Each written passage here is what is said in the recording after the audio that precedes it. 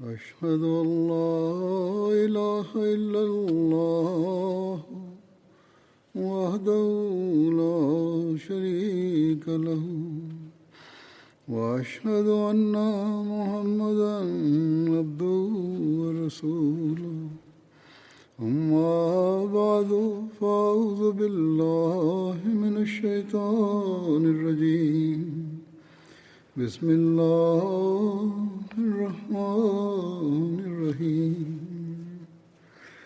الحمد لله رب العالمين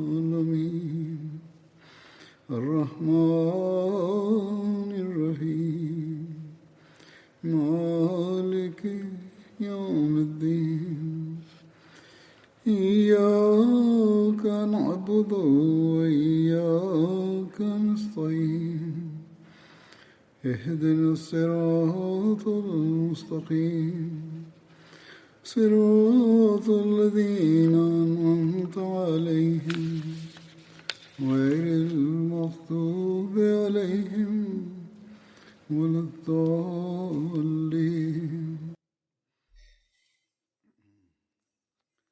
After reciting the Tashahhud, Ta'awuz and Surah Al-Fatiha, Hazrat Khalifat Masih V, Ayyadullah Ta'ala ibn Aziz stated, in the previous sermons, the accounts in the life of Hazrat Umar radiallahu anhu were being narrated, including the expeditions and battles he fought in. With regards to Ghazwa Hamra ul-Asad, it is reported that after the Battle of Uhud, the Holy Prophet ﷺ returned to Medina. The Quraysh headed towards Makkah. However, the Holy Prophet ﷺ received news that the Quraysh were planning to attack the Muslims once again. Thus, the Holy Prophet ﷺ set out with his companions to a place called Hamra al-Asad. Hamra al-Asad was situated 8 miles from Medina. I will narrate a part of what Hazrat Mirza Bashir Ahmad Sahib has written with regards to the expedition of Hamra al-Asad.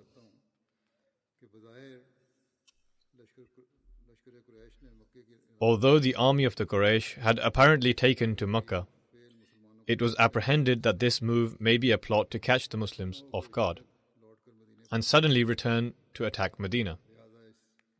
Hence, on this night an arrangement was made for security in Medina, and the companions particularly stood guard all night long at the residence of the Holy Prophet ﷺ. The next morning it was discovered that this apprehension was not mere speculation, because prior to Fajr Salat, the Holy Prophet ﷺ received news that the army of the Quraysh had stalled at a few miles from Medina, and a heated debate was taking place amongst the chieftains of Mecca that making use of this victory, why not attack Medina? Some of the Quraysh were taunting one another, saying, "You did not kill Muhammad, nor did you take the Muslim women as slaves, nor did you seize their wealth and possessions.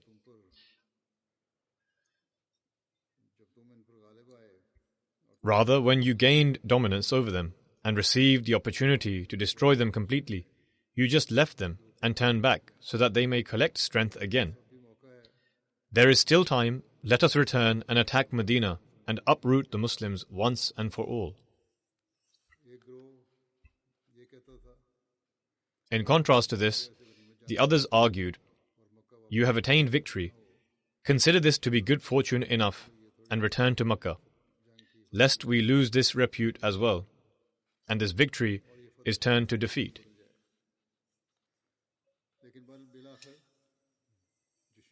Ultimately, however, the opinion of the passionate ones prevailed, and the Quraysh prepared to set back to Medina. When the Holy Prophet ﷺ was informed of these events, he immediately announced that the Muslims should prepare. But along with this, he also ordered that except for those people who had participated at Uhud, no one else should set out with them. It is also mentioned in narrations that when the Holy Prophet ﷺ learnt of this discussion between the Quraysh, the Holy Prophet called Hazrat Abu Bakr and Hazrat Umar radiallahu anhuma and informed them of the matter. Both of them advised that they ought to go after the enemy.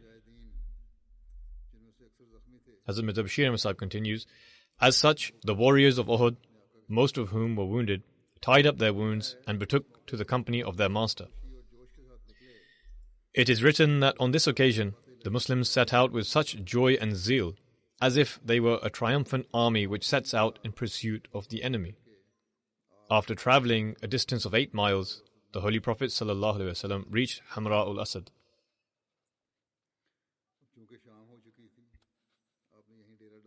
Now that it was evening time, the Holy Prophet ﷺ instructed that camp be set up at this very location. He further instructed that fires be lit at different places throughout the plain. As such, in no time, 500 fires were lit in the plains of Hamra al-Asad, which struck awe into the heart of any spectator from afar. Most probably on this occasion, an idolatrous chief of the Khuza'a tribe named Ma'bad presented himself before the Holy Prophet ﷺ and offered his condolences for those who had fallen at Uhud, whereafter he continued on his way. On the following day, when he reached Roha, lo and behold, he found that the army of the Quraysh encamped there, and that preparations were underway to return to Medina. Ma'bad went to Abu Sufyan at once and said, "What are you about to do?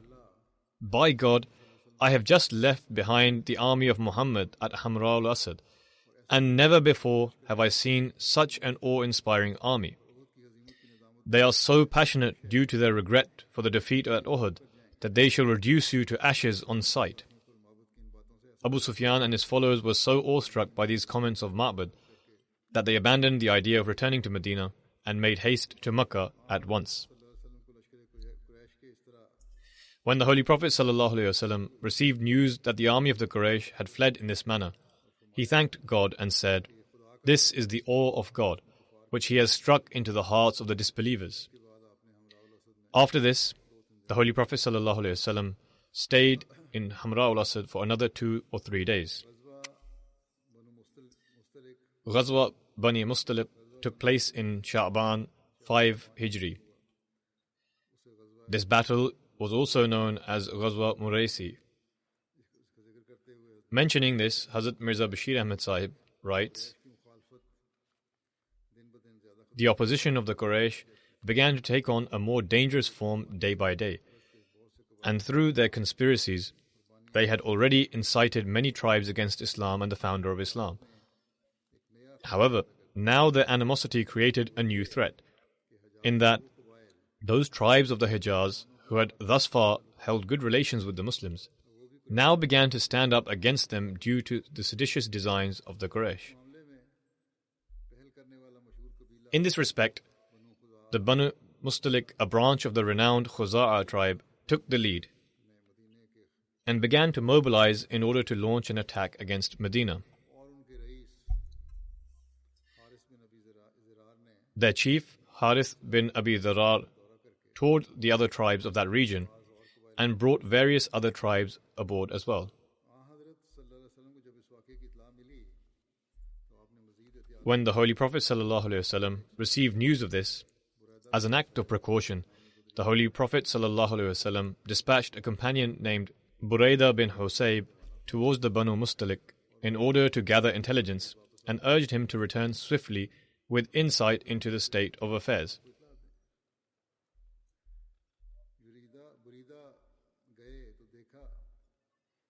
When Buraidah arrived, he found that in fact a very large gathering was present and preparations were underway to attack Medina with great vehemence and uproar. He returned at once and relayed his findings to the Holy Prophet ﷺ.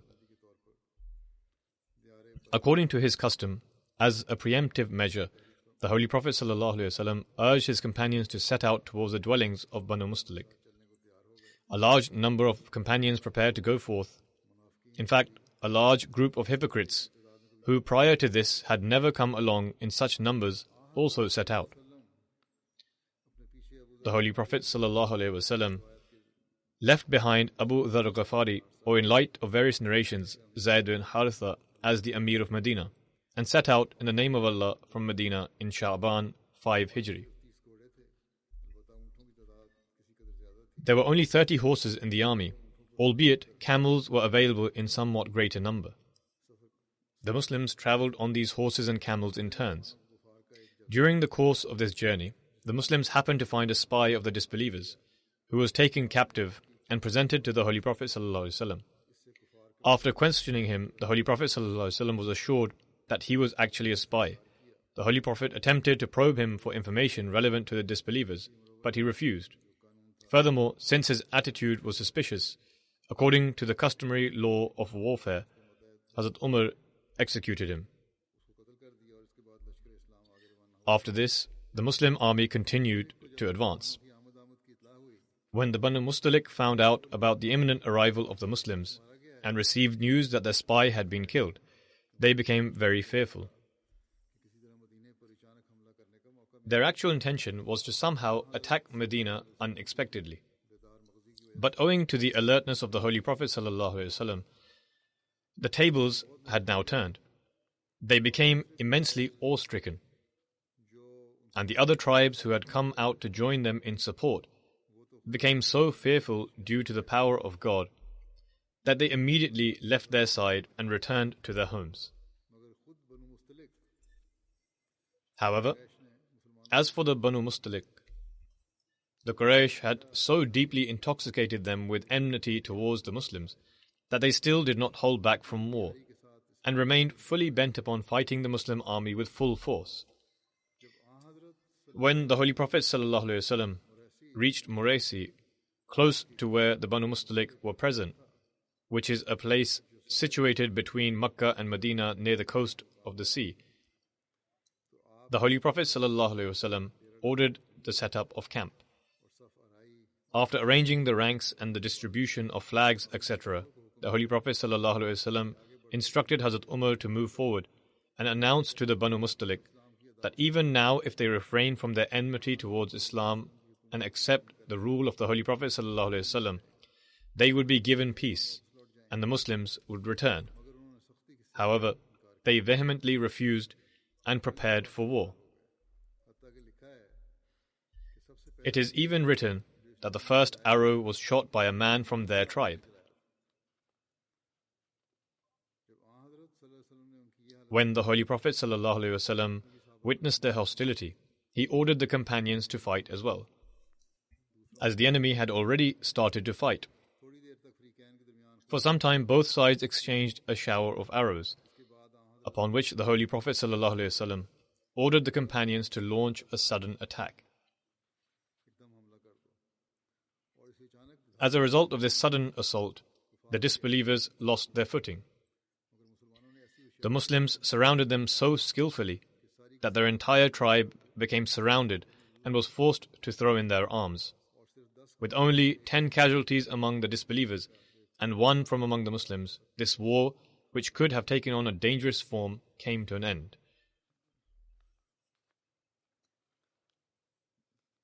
In Life and Character of the Seal of the Prophets, Hazrat Mirza Bashir Ahmad Sahib writes, "It is also necessary to mention that there is a narration regarding this Ghazwa in Sahih Bukhari, where it is related that the Holy Prophet ﷺ attacked the Banu Mustalik at a time when they were unaware and giving water to their animals.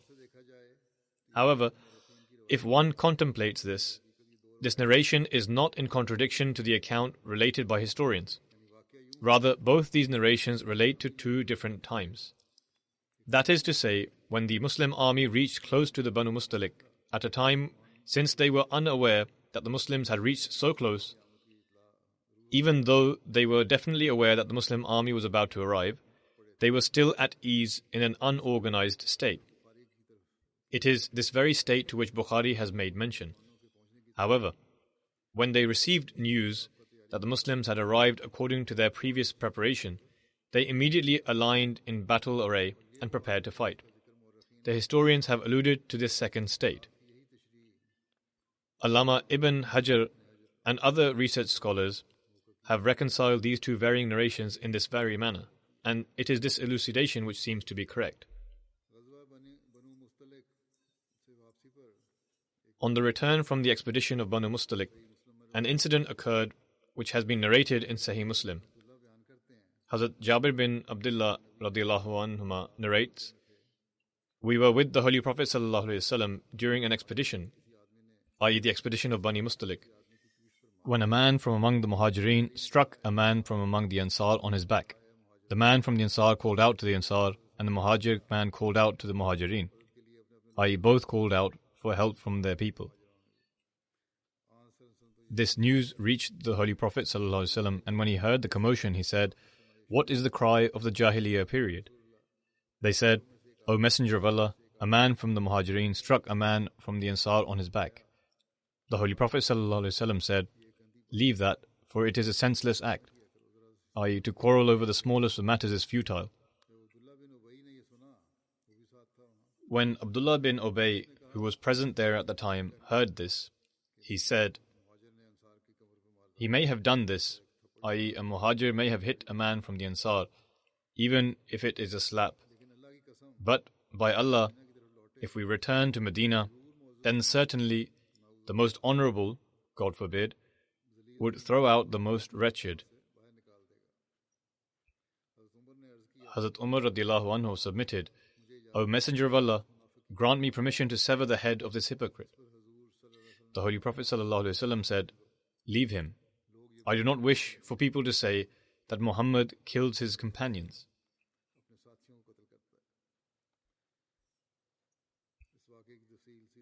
The details of this incident is mentioned in the life and character of the Seal of the Prophets.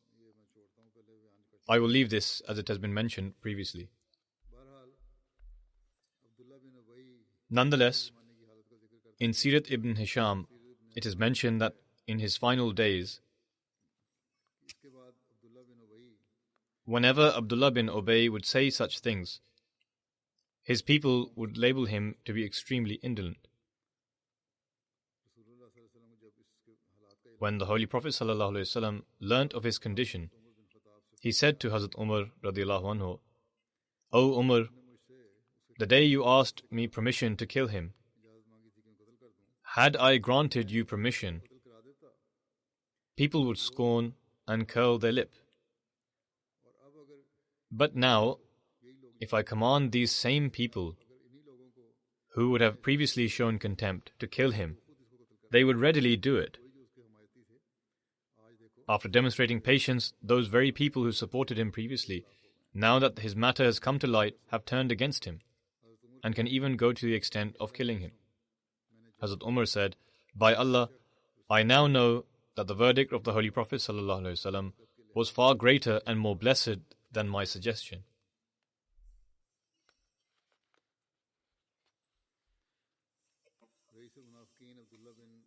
When the Holy Prophet ﷺ was about to lead the funeral prayer of Abdullah bin Ubay, chief of the hypocrites, Hazrat Umar said, "Allah the Almighty has forbidden to lead the funeral prayers of hypocrites." The Holy Prophet ﷺ said, "I have been given the choice whether to seek forgiveness for them or not." Thus, the Holy Prophet ﷺ led his funeral prayer. When Allah the Almighty outright prohibited leading the funeral prayers of such people, the Holy Prophet ﷺ never led the funeral prayer of any hypocrite thereafter.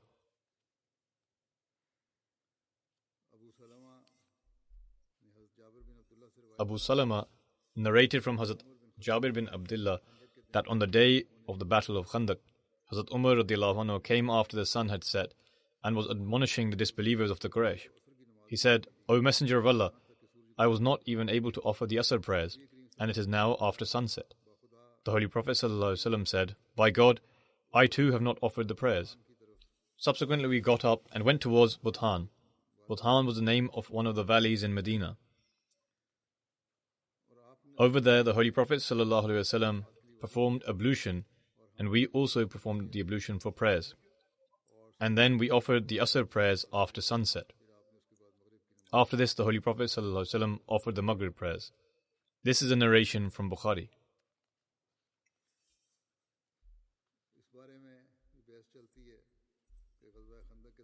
There are varying opinions about how many prayers the Holy Prophet ﷺ and his companions were unable to read during the Battle of Khandaq, and there are various narrations in this regard. In one narration, Hazrat Jabir radiallahu anhu states, "On the day of the Battle of Khandaq, Hazrat Umar cursed the disbelievers and said, I could not offer the Asr prayers until the sun had set.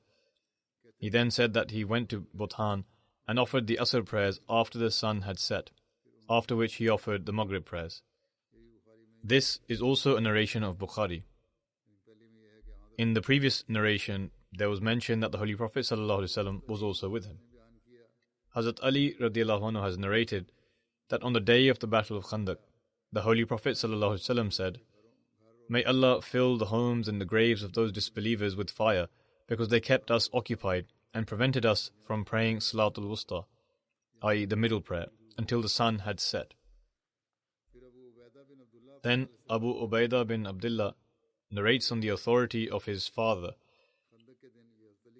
The previous narration by Hazrat Ali was also from Bukhari, that on the day of Khandaq, the idolaters prevented the Holy Prophet ﷺ from offering 4 prayers, until a portion of the night had passed, as much as Allah had willed.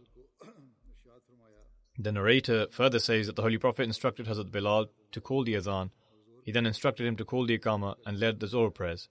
He then instructed him to call the Iqamah and led the Asr prayers. He then instructed to call the Iqamah and led the Maghrib prayers. He then instructed to call the Iqamah and led the Isha prayers. This is a narration of Musnad Ahmad bin Hanbal. The promised Messiah ﷺ has deemed all of these narrations to be weak except for one, in which it is mentioned that the Holy Prophet ﷺ only offered the Asr prayer close to the expiration of its prescribed time. Whilst refuting the allegation levelled by the Christian priest Fateh Masih, wherein he stated that the Holy Prophet ﷺ offered 4 of the prayers after its prescribed time, the promised Messiah ﷺ stated, This satanic ploy of yours in alleging that 4 prayers were combined at the time of digging the trench in fact reveals your level of knowledge, because the word that has been used is qada. O foolish one, the word qada is used with reference to offering the prayer, not that a prayer was completely abandoned. The term qada never applies to an instance where a prayer is missed. If one completely misses their prayer, the word fault is used, i.e. the prayer has passed. It was for this reason that we have issued a 5,000 rupee challenge, because there exist such ignorant people who raise allegations against Islam, and yet they do not even know the proper meaning of qada. An individual who cannot even employ the proper usage of words, how can such a foolish one then claim to possess the capabilities to critique such intricate matters? As far as the allegation is concerned that 4 prayers were combined at the time of digging of the trench, the answer to this foolish notion is that Allah the Almighty states there is no harm, i.e. it is not strictly forbidden to combine the prayers or offer them after its prescribed time in certain extenuating circumstances and in times of danger. However, there is no authentic hadith which states that 4 prayers were all combined together. In fact, in Fath al-Bari, a commentary of Sahih Bukhari, it states that only one prayer, the Asr prayer, was offered close to the expiration of its prescribed time. If at the time you were present before us, the promised Messiah ﷺ is addressing the opponent here, we would have seated you down and asked you to present the authentic narration which states that 4 prayers were all combined. In light of the Sharia, there are 4 prayers which can be combined. In other words, Zohr and Asr prayers can be combined together, and Maghrib Isha prayers can be combined together. Indeed, there is one weak narration which states that the Zohr, Asr, Maghrib and Isha prayers were all combined. However, all the other authentic narrations reject this particular narration. All that is proven is that only the Asr prayer was offered close to the expiration of its prescribed time. In regards to the role of Hazrat Umar radiallahu anhu on the occasion of the Treaty of Hudaybiyah, it is written that the Holy Prophet sallallahu alaihi wasallam called for Hazrat Umar radiallahu anhu in order to send him to the elders of the Quraysh and to inform them as to why the Holy Prophet ﷺ was travelling to Makkah. Upon this, Hazrat Umar submitted, O Messenger of Allah, I fear for my life because of what the Quraysh may do, for they are well aware of the enmity between us and how strictly I deal with them. Moreover, there is no one from among my tribe, the Banu Adi, who is present in Makkah who can grant me protection.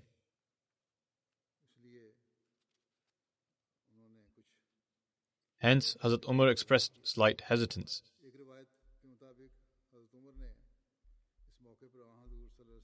And according to one other narration, Hazrat Umar submitted, O Messenger of Allah, if you wish, I will go to them. However, the Holy Prophet ﷺ did not say anything. Hazrat Umar then again submitted, I shall inform you of an individual who is held in greater esteem than me in the eyes of the Quraysh. That is Hazrat Usman bin Affan. Upon this, the Holy Prophet ﷺ called for Hazrat Usman and sent him to Abu Sufyan and other elders of the Quraysh so that he could inform them that the Holy Prophet was not coming with the intention to fight. Rather, he was simply coming for the purpose of performing the pilgrimage of the Kaaba and to honor its sanctity. The details of this incident have been mentioned with reference to Hazrat Usman. Hazrat Mirza Bashir Ahmed Sahib has written, while the conditions of the treaty were being drawn up, Abu Jandal, the son of Suhail bin Amr, who was the ambassador of the Quraysh, found way to this assembly suddenly, stumbling in fetters and handcuffs. This young man had been imprisoned by the people of Makkah on him becoming a Muslim and had subjected him to severe torture. When he came to know that the Holy Prophet ﷺ had come so close to Makkah, somehow he escaped the imprisonment of the Quraysh, and still tied in his fetters, he managed to stagger to Hudaybiyah. Incidentally, he reached there at a time when his father was stipulating the condition, every man who comes to the Muslims from the people of Makkah, even if he be a Muslim, shall be returned. Abu Jandal threw himself before the Muslims and very painfully cried, O ye Muslims, I am being subjected to this torment merely on the account of my having accepted Islam. Save me for the sake of God.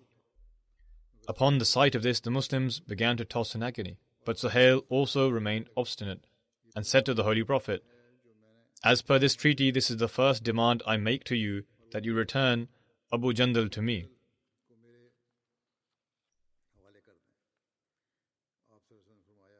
The Holy Prophet ﷺ said, the treaty has yet to be finalized. Suhail said, if you do not return him to me, consider this treaty dissolved. In order to settle the matter, the Holy Prophet ﷺ said, let it go and grant Abu Jandal to us as an act of favor and kindness. Suhail said, no, never. The Holy Prophet ﷺ said, Suhail, do not be obstinate. Listen to me on this. Suhail said, I cannot accept this in any case. Upon this, Abu Jandal cried out once again, O ye Muslims, shall your Muslim brother be sent back to the idolaters after having suffered such severe torment? It is strange to note that at the time Abu Jandal did not appeal to the Holy Prophet ﷺ. Rather, he appealed to the common Muslims. Perhaps this was because he knew that irrespective of how much pain the Holy Prophet ﷺ held in his heart, he would never allow for the treaty to be detrimentally affected. However, he expected that the rest of the Muslims, perhaps in their indignation at the time, would find a way to justify his freedom, as the clauses of the treaty were still being transcribed. Despite this, and irrespective of how emotional the Muslims were, it was impossible for them to take a stance against the wish of the Holy Prophet ﷺ. The Holy Prophet ﷺ remained silent for some time and then painfully said, O Abu Jandal, be patient. Look towards God, for it is He who shall indeed arrange for your deliverance and for your weak Muslim brothers. At this time we are bound by our circumstances, because we have already settled an agreement with the people of Makkah, and we cannot act in violation of this treaty. The Muslims were witnessing this scene, and in religious indignation, their eyes became gorged with rage. But out of respect, they remained silent before the Holy Prophet ﷺ. Finally, Hazrat Umar radiallahu anhu could bear it no more. He came to the Holy Prophet ﷺ and inquired in a trembling voice, Are you not the truthful messenger of Allah? The Holy Prophet ﷺ said, "Yes, indeed I am."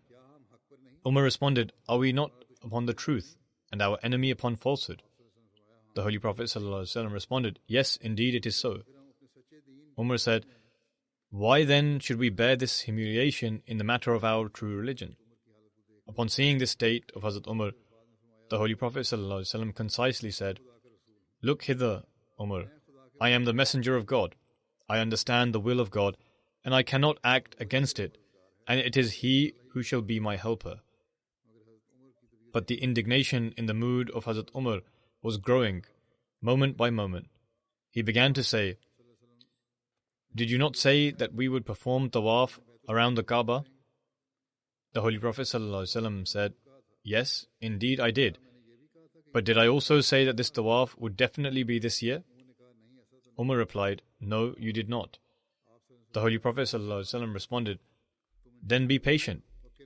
God willing, you will indeed enter Makkah and perform tawaf of the Kaaba." However, in this state of emotion, Hazrat Umar was not satisfied. Nonetheless, due to the extraordinary awe of the Holy Prophet ﷺ, Hazrat Umar left and came to Hazrat Abu Bakr.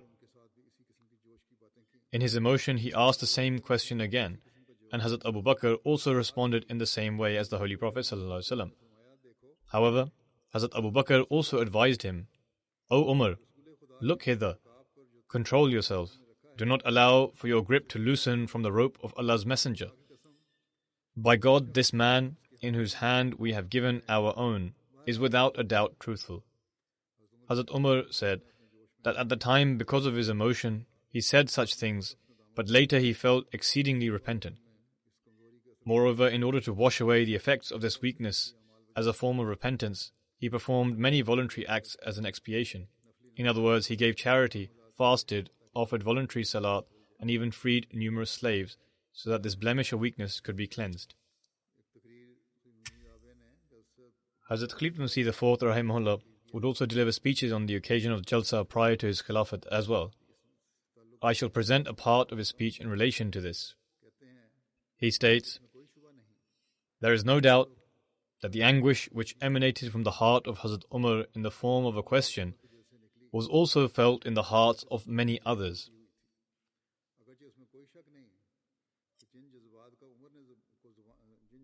The emotions which were expressed by his tongue were not only the sentiments of Umar, but undoubtedly they were felt by many others as well.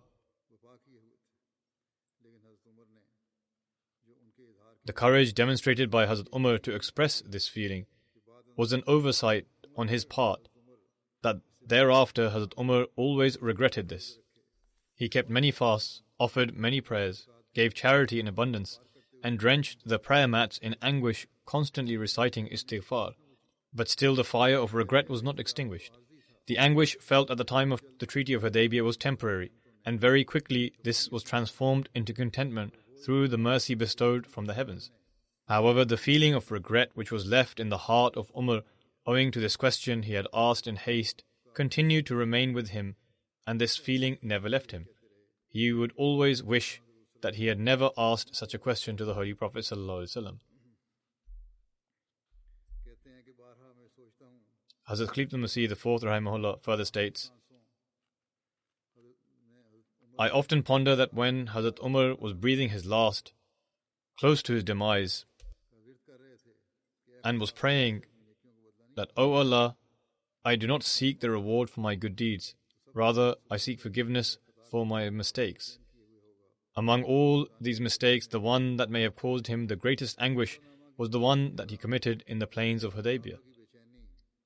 At the time of when the conditions of the Treaty of Hudaybiyah were being stipulated, upon seeing the restlessness and pain of the companions, only his beloved God, who was his most excellent friend, knew the condition of the Holy Prophet's heart. But through these 3 simple sentences which he uttered from his blessed tongue to Hazrat Umar, the Holy Prophet ﷺ left a great message for those who ponder carefully. At the time of the Treaty of Hudaybiyah, the parchment that contained the conditions of the treaty between the Muslims and the Quraysh of Makkah was signed by Hazrat Umar as well. Regarding this, Hazrat Mirza Bashir Ahmad Sahib writes, 2 copies of this agreement was transcribed. And as witnesses, many esteemed people put down their signatures. From the Muslims were Hazrat Abu Bakr, Hazrat Umar, Hazrat Usman, Abdul Rahman bin Auf, Saad bin Abi Waqas, and Abu Ubaidah. After the agreement had been concluded, Suhail bin Amr took one copy of the agreement and returned to Makkah, while the other copy remained with the Holy Prophet ﷺ.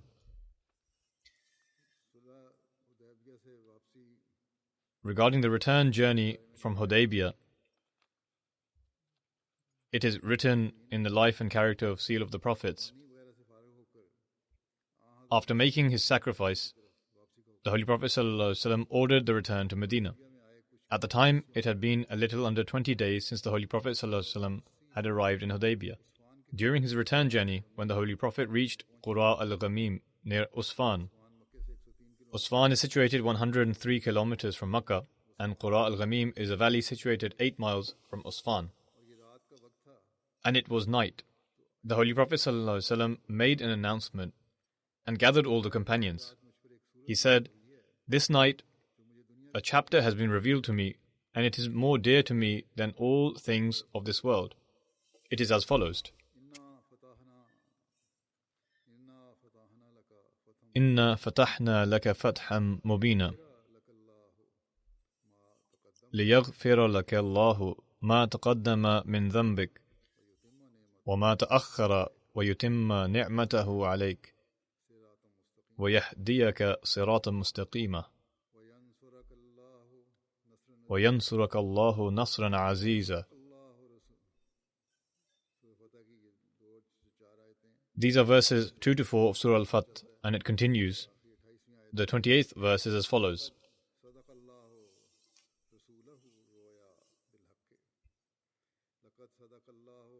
لَقَدْ صَدَقَ اللَّهُ رَسُولَهُ الرُّؤْيَا بِالْحَقِّ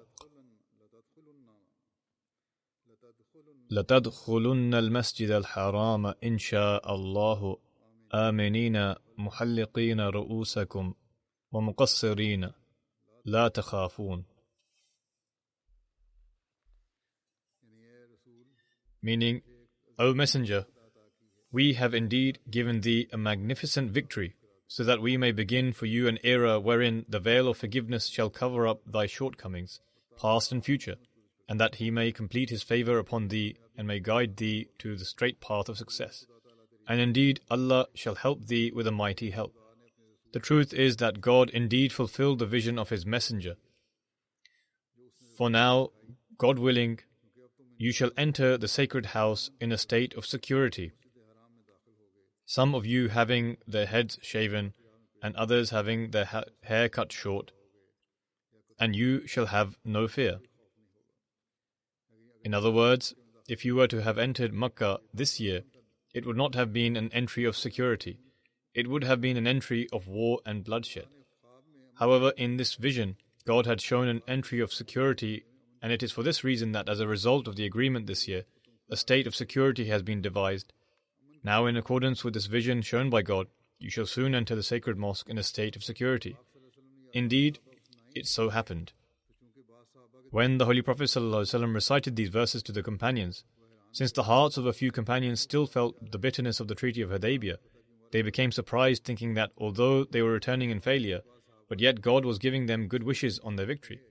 Some hasty companions even said, "Is it a victory that we are returning whilst being deprived of performing tawaf around the Baytullah?" When these words reached the Holy Prophet ﷺ, he expressed great displeasure. In a brief but powerful speech, he said, "This is an absurd objection, because if you reflect, it shall become evident that the Treaty of Hudaybiyah is truly a momentous victory. The Quraysh who were bent on war have themselves forsaken war and settled a peace treaty with us, and have promised to open the doors of Makkah to us the following year. Safeguarded from the mischief of the Quraysh, we are now returning in peace and security, whilst receiving the fragrance of our future victory. Therefore, indeed, this is a grand victory. Have you all forgotten how this very tribe, the Quraysh, launched onslaughts of war against you in Uhud and Ahzab? This earth, with all its vastness, became straitened for you, and your eyes were petrified, and you trembled in fear. Today, however, this very Quraysh is settling a treaty of peace and security with you." The companions responded, "O Messenger of Allah, we have understood. We have understood. We cannot reach your far-sightedness, but now we have understood that this treaty truly is a momentous victory for us." Prior to this address of the Holy Prophet ﷺ, Hazrat Umar was also in a state of extreme apprehension. Therefore, he himself related that on return from Hudaybiyah, when the Holy Prophet was journeying at night, he presented himself before him, and whilst addressing the Holy Prophet, desired to say something to him. The Holy Prophet, however, remained silent. He addressed him again a second time and a third time, but the Holy Prophet remained silent as before. He was greatly hurt by this silence of the Holy Prophet. Hence, he moved ahead of the entire body of the Muslims, telling himself that, "O Umar, you have been ruined. You addressed the Holy Prophet 3 times, but the Messenger of Allah did not respond." He began to feel deeply apprehensive about what the matter was. He began to feel afraid that the Quranic verse may have been revealed in his connection.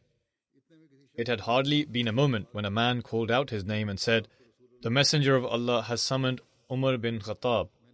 He said to himself, "I am sure that a Quranic verse has been revealed about me." Therefore, perturbed, he hurriedly presented himself before the Holy Prophet, and upon greeting him with salutations of peace, he came to his side. The Holy Prophet said, "At this time, such a surah has been revealed to me, which is more dear to me than all the things in this world." Then the Holy Prophet recited the verses of Surah Al-Fath. Hazrat Umar then asked, "O Messenger of Allah, is this treaty really a victory for Islam?" The Holy Prophet said, "Yes, verily this is our victory." Upon this, Hazrat Umar found satisfaction and remained silent, and the Holy Prophet returned to Medina. Hazrat Muslim Maud radiyallahu anhu states, on the occasion of the Treaty of Hudaybiyah, the Holy Prophet ﷺ entered into a peace treaty with the idolaters, which caused the companions to feel such anguish that even a person of the caliber of Hazrat Umar presented himself before the Holy Prophet and submitted. "O Messenger of Allah, has Allah the Almighty not vouchsafed His promise to you that we shall perform the circuits of the Kaaba? Or is victory not destined for Islam?" The Holy Prophet replied, "Indeed." Hazrat Umar then submitted, "Then why have we entered a peace treaty whilst being subdued?" The Holy Prophet replied, "No doubt Allah the Almighty has granted us His promise that we shall perform the circuits of the Kaaba. However, He did not declare that it will certainly be this year. Accounts in the life of Hazrat Umar will continue in future, God willing. At present, I shall mention some deceased members and lead their funeral prayers. The first is of Malik Muhammad Yusuf Salim Sahib, who was in charge of Zud Navisi department. He passed away at the age of 86. Verily to Allah we belong and to Him shall we return. He was the only Ahmadi in his family, and he accepted Ahmadiyyat in 1952. His older brother found him employment in the railway department. At the time, the chief engineer there was an Ahmadi named Mir Hamidullah Sahib. He used to receive the Al-Fazl newspaper, and Mir Hamidullah Sahib would preach to him regularly. Salim Sahib became an Ahmadi after reading Al-Fazl. When his family found out, they began threatening him that they would kill him if he did not leave Ahmadiyyat. Nevertheless, he left his home, but he did not forsake Ahmadiyyat. Eventually, when the situation worsened, the way he had to leave his home was that one night, without letting her other sons know, his mother said to him, "Leave here and never come back, otherwise your life will be at risk." He completed his MA in Islamic Studies at Punjab University. Then in 1958 he joined Jamia Ahmadiyya.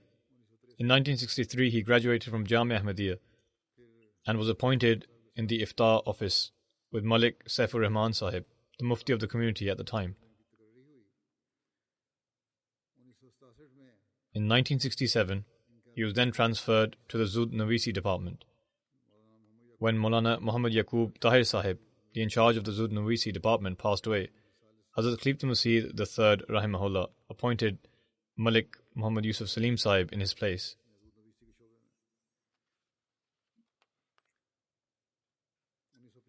Where he continued to serve as the in charge until 1985. In the Zud Navisi office, he was assigned the task of preparing reports from Hazrat Khalifatul Masih's speeches, sermons, programs, and tours, etc. In 1978, the Breaking of the Cross conference took place in London, which was attended by Hazrat Khalifa Masih III rahimahullah. Malik Muhammad Yusuf Salim Sahib also attended alongside him and prepared the report thereof. He also assisted Hazrat Khalifa Masih IV rahimahullah a great deal to prepare Sawane Fazl Umar, and Hazrat Khalifa Masih IV rahimahullah praised him in an excellent manner. In 1983, when Hazrat Khalifa Masih IV rahimahullah toured Australia, Fiji and Singapore, Malik Yusuf Salim Sahib was present as well. After the migration, he had the task of preparing audio cassette copies, which he fulfilled in an excellent manner. Due to the diligence required, he would go to a place in Faisalabad himself to prepare these audio cassettes in a house and bring them with him on his way back. He also served as a missionary in the field for some years.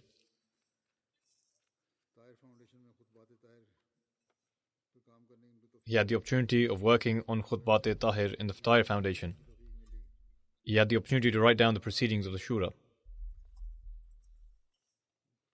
After his retirement, he continued to serve the Jamaat, but took leave in 2013 due to his illness. He married twice.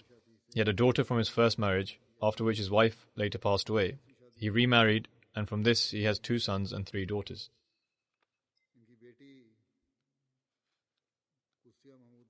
His daughter Qudsiya Mahmood Sardar says, "Our father ensured that we have a firm bond with Allah and constantly reminded us in this regard. He would be very particular about us offering prayers and would be upset when we would offer the prayers late. He would pray fervently in his Tahajjud prayers. He would recite one part of the Holy Quran every day, and even during his illness, he would always ask whether it was time for prayers or not. He was very mindful about his prayers. He instilled within us love and obedience for Khilafat. He himself had a great deal of love for Khilafat. He used to say that all blessings can be found in obedience to Khilafat. He endured great hardships for the sake of Ahmadiyyat."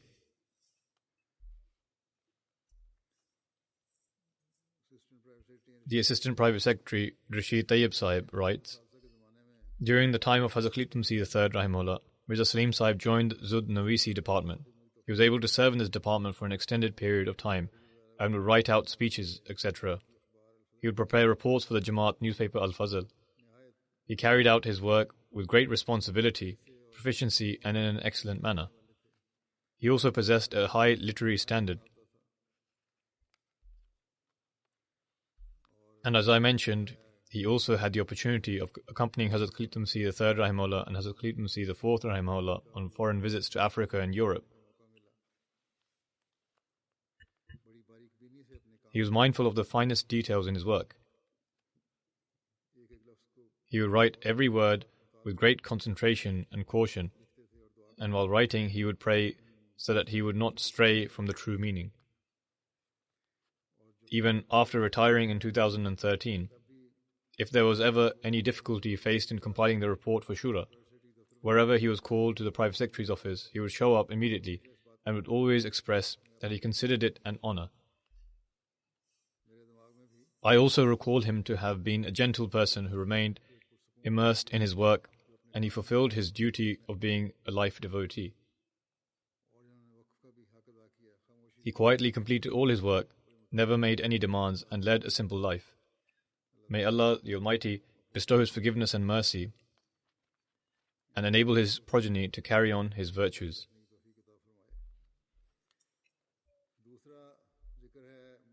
The next funeral is of respected Shoaib Ahmed Sahib, a life devotee who was the son of Bashir Ahmed Kalafgana Darwesh of Qadian.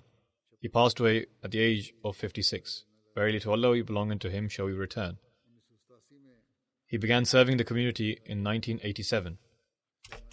He worked in various departments of Sadr Anjuman as a worker, Afsar and Nazir. He was able to serve as the in charge of Daftar Ulya and Jalsa Salana Ahmadiyya, Nazir Baitul Mal Kharch, Nazim Waqf Jadid, Mal Afsar Jalsa Salana and Sadr Khudam al-Ahmadiyya in India. His service spanned more than 33 years. He was very inclined towards worship and was regular in offering the tahajjud prayers and nawafil. He also exhibited a high degree of obedience to Khilafat. He always used to say that whatever instruction were received should be implemented right away. He possessed deep knowledge of the Holy Quran. He also studied the books of the Prophet ﷺ and the Khulafa. He had a wide range of religious knowledge and was able to deliver a speech on any topic. He possessed good morals and was sociable. He would show love and compassion to everyone. He took great care of those in need. Everyone in Qadian has spoken highly of him. He was very patient and grateful. The deceased was a Musi. He is survived by his wife and 2 sons.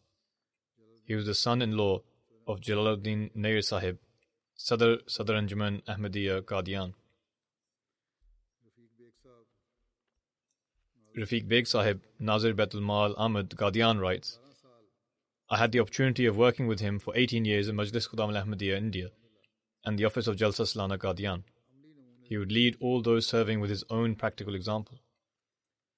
During the days of Jalsa Salana, he would remain in his office until 3 or 4 in the morning, and would also inspect the accommodation. If he saw any deficiency, he would rectify it immediately. He would always advise every volunteer to do justice in caring for the guests of the Prophet ﷺ. If a volunteer acted unjustly, he would apologize to the guest himself.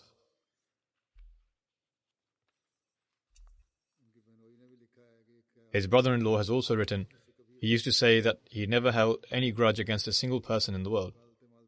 An inspector from Wakalat-e-Mal Tehreek-e-Jadid writes,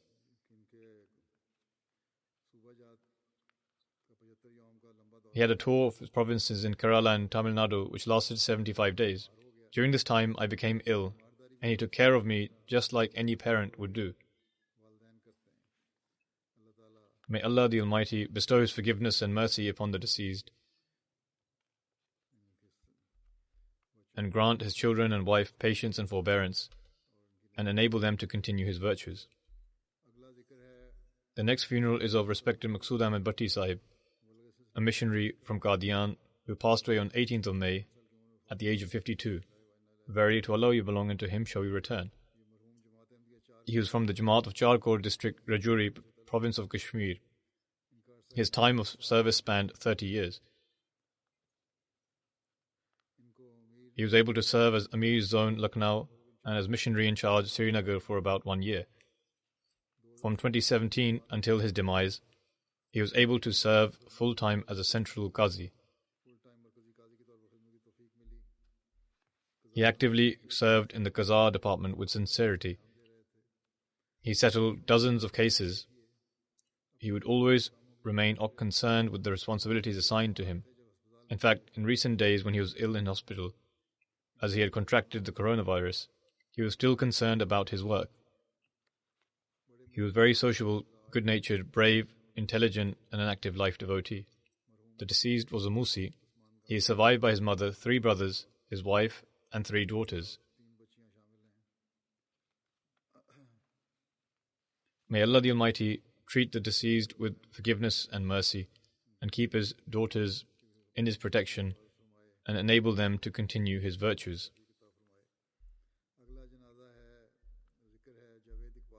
The next funeral is of Javed Iqbal Sahib of Faisalabad, who passed away at the age of 66.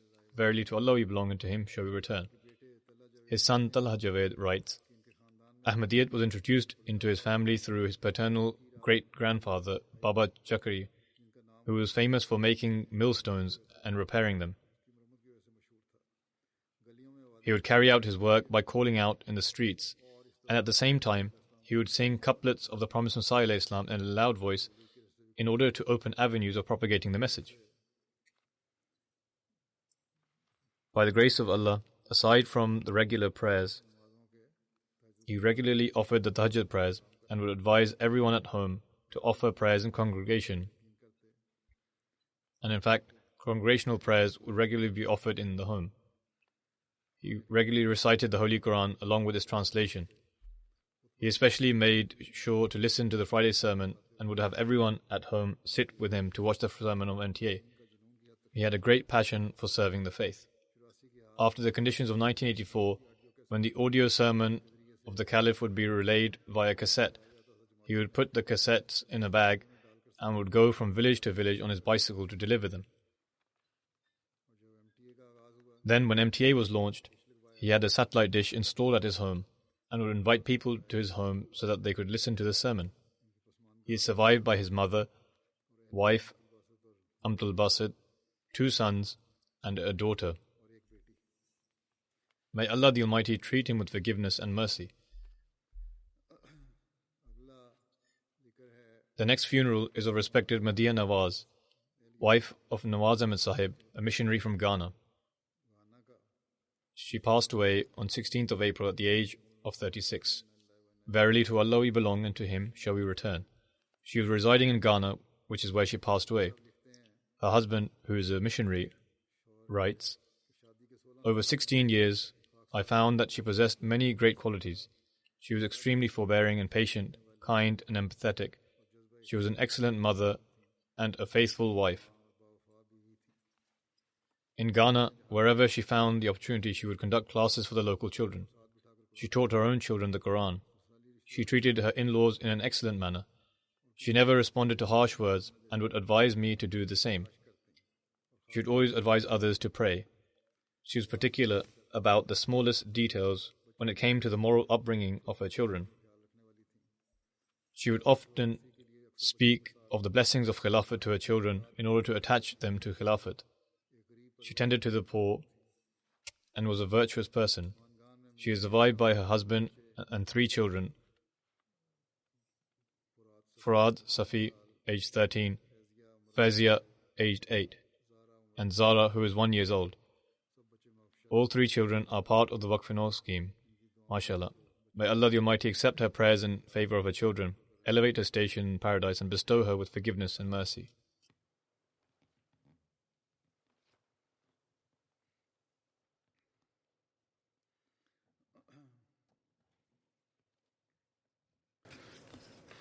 Alhamdulillah,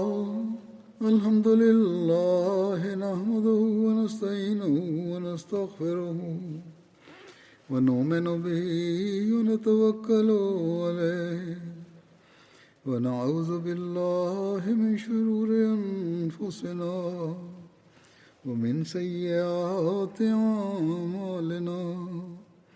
Man yahdihillahu fala mudilla lahu ومن يضلل فلا هادي له ونشهد أن لا إله إلا الله ونشهد أن محمدا عبده ورسوله عباد الله رحمكم الله إن الله يأمر بالعدل والإحسان وإيتاء ذي القربى وينهى عن الفحشاء والمنكر والبغي يعظكم لعلكم تذكرون اذكروا الله يذكركم وادعوه يستجب لكم ولذكر الله أكبر.